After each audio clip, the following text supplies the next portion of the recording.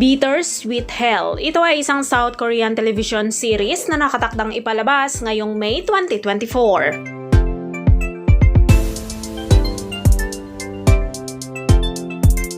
Bittersweet Hell ay isang mystery thriller na nagsasabi sa kwento ni No Young-won na kinikilala bilang pinakamahusay na family psychological counselor ng Korea at ng kanyang biyanang babae na si Sagang na humarap sa kanilang mga lihim at katotohanan dahil sa kanilang pamilya. Nang ang kanyang karera at pamilya ay pinagbantaan ng isang hindi kilalang blackmailer, sinusubukan niyang protektahan ang kanyang pamilya sa pamamagitan ng pakikipag-ugnayan sa kanyang biyanan.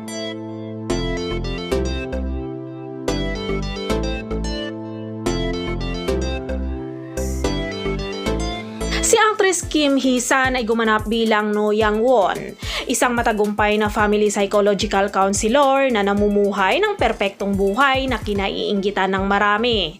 Siya ang pinakatanyag na family counselor sa Korea na minamahal ng pangkalahatang publiko. Mukhang nasa kanya na ang lahat, isang matagumpay na karera, isang asawang doktor, mayayamang biyanan, at isang gwapong anak na modelong estudyante na siyang ikinainggit ng publiko. Gayunpaman, nagpupumilit si No Young-won na mapanatili ang kanyang tila perpektong pamilya na may sariling problema din tulad ng ibang pamilya. Si actress Lee Ye-yang ay gumanap naman bilang Hong Sagang. Siya ang biyanan ni Young-won na isang sikat na mystery novel author at isang tapat na ina sa kanyang nag-iisang anak na lalaki.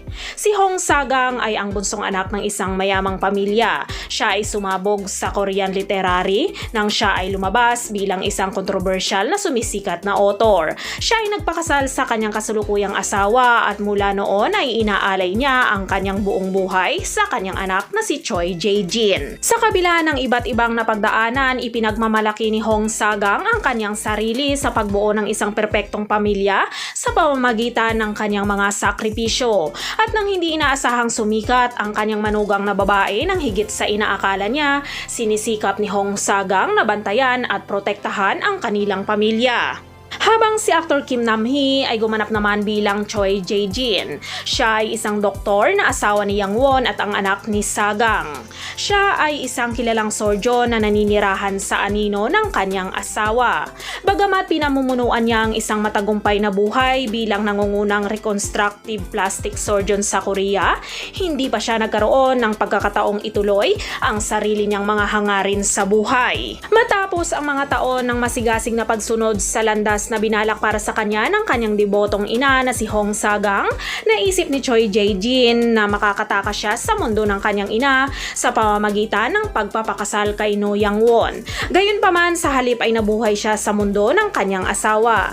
Nahihirapan din si Choi Jae-jin na gawin ang pagbabalanse sa pagiging isang mabuting anak ni Hong Sagang at isang mabuting asawa ni No Young-won at pagiging mabuting ama ng kanyang teenager na anak. Samantala, si Yoon-woo ay gumanap naman bilang Lee Se-na. Siya ay isang misteryosong babae na maraming sikreto. Si Lee Se-na ay isang nakakaintriga na karakter na nagpapakita ng mga hindi mahulaan na pag-uugali. Sa kanyang panghabang buhay na paghahanap na maunawaan ang kanyang pamilya, napansin niya ang payo ni No Young-won tungkol sa mga pamilya sa telebisyon at nagsimulang magtanong siya tungkol sa tunay na kahulugan ng pamilya.